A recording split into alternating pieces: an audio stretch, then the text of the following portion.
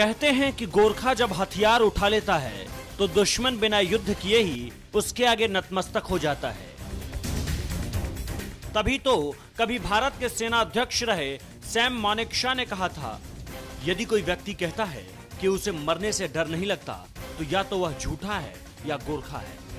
ये एक ऐसी रेजिमेंट है जिसकी बहादुरी को पूरा विश्व मानता है। गोरखा रेजिमेंट बलिदान का दूसरा नाम है। इसी रेजिमेंट के भरोसे तो अंग्रेजों ने हिटलर से टक्कर ली और हिटलर इस रेजिमेंट से इतना प्रभावित हुआ कि वो भी इस रेजिमेंट की बदौलत पूरी दुनिया को जीत लेना चाहता था। देश में जब भी संकट के बादल गहराए तब तब इसी रेजिमेंट को याद किया गया। अपनी मिट्टी के लिए पलक झपकते ही जान कुर्बान करने को तैयार, हाथ में खुखरी हो तो ये मौत को भी सबक सिखाने का मादा रखते हैं।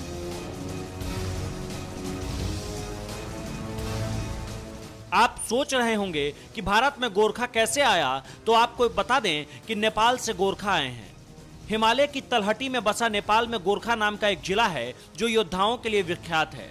गोरखा किसी एक जाति के योद्धा नहीं, बल्कि उन्हें पहाड़ों में रहने वाले सुनवार, गुरुंग, राय, मागर और लिंबू जातियों से भर्ती किया जाता है।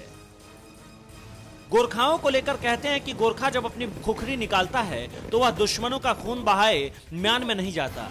गोरखा पलटन विश्व के सबसे बहादुर पलटनों में से एक है। गोरखा पलटन भारतीय सेना से 1815 में जुड़ी थी। 1814 से लेकर 16 के आंग्लो नेपाल युद्ध में गोरखा सेना की लड़ाई की तरकीब और उनकी बहादुरी से ब्रिटिश इतने खुश हुए कि गोरखा को ब्रिटिश भारतीय सेना से जोड़ लिया।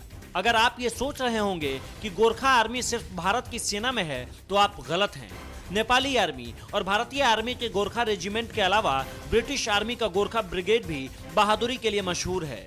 अपनी बहादुरी से गोरखा पलटन ने कई युद्ध जीते हैं, जैसे 1947-48 में उरी सेक्टर, 1962 में लद्दाख, 1965 और 1971 में जम्मू और कश्मीर। श्रीलंका भेजी गई शांति फोर्स में गोरखा पलटन भी थी। गोरखा पलटन के लिए ऑफिसर्स को गोरखा भाषा सीखनी पड़ती है। ब्रिटिश या भारतीय ऑफिसर्स के लिए जरूरी है ताकि वह अपनी सेना के सैनिकों से उनकी ही भाषा में बात कर सके।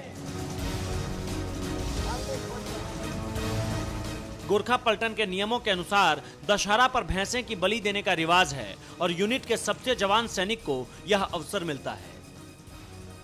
इससे पहले देश के आर्मी चीफ रहे दलबीर सिंह सुहाग भी गोरखा राइफल से ही थे। महाराजा रणजीत सिंह ने भी इन्हें अपनी सेना में स्थान दिया था। गोरखा रेजिमेंट को बहादुरी और अदम्य साहस की वजह से इंडियन आर्मी लड़ाकू नस्ल मानती है। इस वजह से गोरखा रेजिमेंट को कई सुविधाएं भी दी जाती है। भारत के लिए भी गोरखा जवानों ने पाकिस्तान और चीन के खिलाफ हुई सभी लड़ाइयों में शत्रु के सामने अपनी बहादुरी का लोहा मनवाया था। गोरखा रेजिमेंट को इन युद्धों में अनेक पदकों और सम्मानों से अलंकृत किया गया, जिनमें महावीर चक्र और परमवीर चक्र भी शामिल है। बलिदान ही इस रेजिमेंट की पहचान है। यहाँ होने का मतलब चुनौतियों से दो चार होना है। मातृभूमि पर मिटना इस रेजिमेंट की पहचान है। धन्य है यह रेजिमेंट जो हमारे देश की रक्षा के लिए सदैव तत्पर रहती है।